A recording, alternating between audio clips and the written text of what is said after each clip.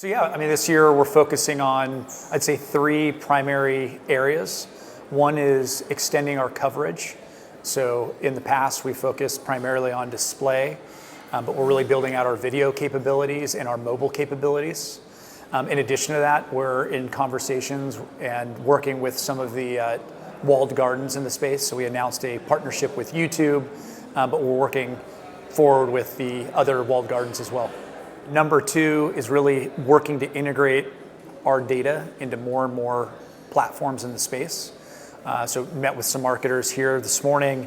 The DMP is very important to them. So how can they use our data to enhance what they're doing within that DMP? So for example, looking at segments that audience segments that they're building out, making sure we're ridding any of those of fraud. Also bringing in things like viewability, bringing in things like context to make those audience segments more powerful. Yeah, so that same meeting that I had this morning, I think one of the big challenges is the actual talent, right? So when speaking to some of the advertisers here at ICOM, their biggest challenge is having the right people at their disposal to help them implement something like a DMP. So that's number one. I think also looking at, in terms of data, what's the right data to be looking at?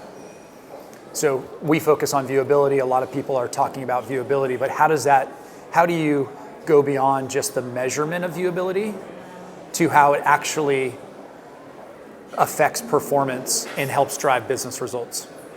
Dovetailing on what I mentioned earlier about how do you use this data beyond just measurement and moving it over to business results, what we're seeing in our space particularly is viewability is a very hot topic, but how does viewability relate to business results?